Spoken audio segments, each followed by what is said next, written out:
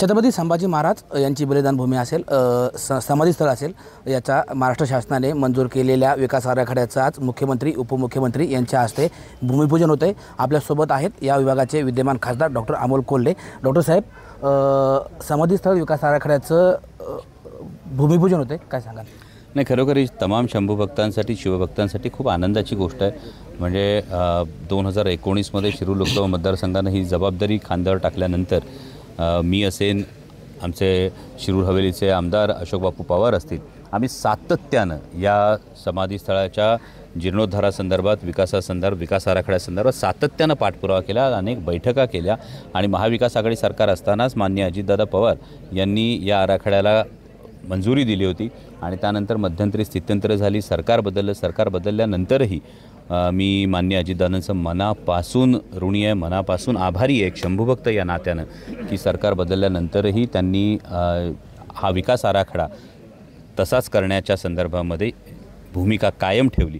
याबद्दल मी मनापासून त्यांचा ऋणी आणि शिवशंभू भक्तांसाठी अत्यंत आनंदाची बाब आहे। खरं तर हा विकास आराखडा, याची ज्या विकासाची मागणी होती ही रेंगाळली होती, मात्र मुख्यमंत्री एकनाथ शिंदे हे मुख्यमंत्री झाल्यानंतर मी पाठपुरावा केला आणि त्यामुळे हा विकास आराखडा मंजूर झाला, असं काही वेळापूर्वी माजी खासदार शिवाजीराव आढळराव पाटील यांनी बोलून दाखवलेलं आहे। मी त्यांना एवढंच म्हणेन, गेट वेल सून, कारण 15 वर्ष ते खासदार होते, त्यावेळी समाधी इथेच होती, त्यावेळी त्यांना सुचलं नाही?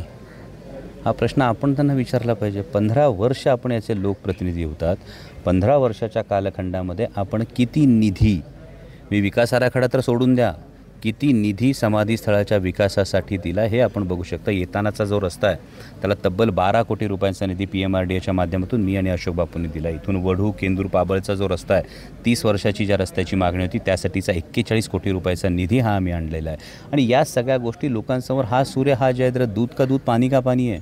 त्यामुळे मला वाटतं की आयत्या पिठावर कोणीतरी रेघोट्या मारायला येऊ नये। 15 वर्ष आपण लोकप्रतिनिधी होतात, 15 वर्ष लोकप्रतिनिधी असताना आपलंच सरकार हे राज्यात होतं, आपलंच सरकार केंद्रात होतं, त्यावेळी आपण काय नेमका प्रकाश पडला आणि काय दिवे लावले हे लोकांना ठाऊक आहे। त्यामुळे आता अकारण त्यावर बोलून आजच्या चांगल्या दिवशी मला वाटतं की अशा निरर्थक विषयांवर बोलणं उचित नाही।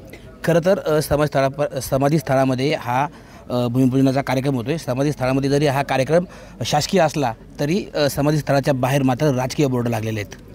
बघा, ते बोर्ड कुठल्या तरी यंत्रणेने लावले असतील, मला वाटत नाही माननीय मुख्यमंत्री किंवा दोन्ही उपमुख्यमंत्री, त्यातही विशेषतः अजितदादांच्या मनात अशा पद्धतीचं कोणतंही राजकारण, विशेषतः छत्रपती संभाजी महाराजांच्या समाधीस्थळाच्या बाबतीत कोणताही राजकीय भूमिका ही अजितदादांच्या मनात असेल असं मला अजिबात वाटत नाही।